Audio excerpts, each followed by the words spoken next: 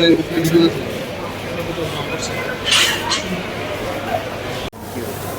না, আমি তো আজকে একটা প্রোগ্রামে ছিলাম খাটচি পুজো উপলক্ষে। সেখান থেকে আমি খবর পেলাম যে ওনার শরীরটা ভালো নেই। তো সেই এবং উনি অ্যাডমিশন নিচ্ছেন হসপিটালে। তো আমি এলাম এখানে। তো যা দেখলাম আমি এখানে সমস্ত প্যারামিটারগুলো নর্মালি আছে। আর কালকে ওনার জ্বর ছিল প্রায় 101-এর মতো।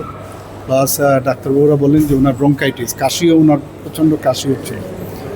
তো এখন তো যা বললেন যে যা যা এখন বর্তমানে ইসিজির থেকে আরম্ভ করে সবকটাই রেসপিরেটরি রেট বা ভাইটাল সাইন যেটা বলে পালস রেট, বিপি সব কিছুই নর্মাল আছে। আর ইনভেস্টিগেশন কিছু করবেন, অলরেডি অ্যান্টিবায়োটিক চলছে। 2 রকমের gram negative, gram positive antibiotic দিয়েছে। ডক্সিসাইক্লিন দিয়েছে, আর এক জায়গায় সেফোরেক্সিন দিয়েছে। তো এখন তো আমি কথা বললাম, হি ওয়াজ ভেরি মাচ অ্যালার্ট। তো কাজে অসুবিধা নেই, বলছে যে সব নর্মাল আছে। আর ওনার ডিহাইড্রেশনও হয়েছিল। তো এখন তো ফ্লুইড চলছে, ডাক্তারবাবুরা বলছেন যে ফ্লুইডটা পেয়ে গেলে উনি আরও সুস্থ বোধ করবেন।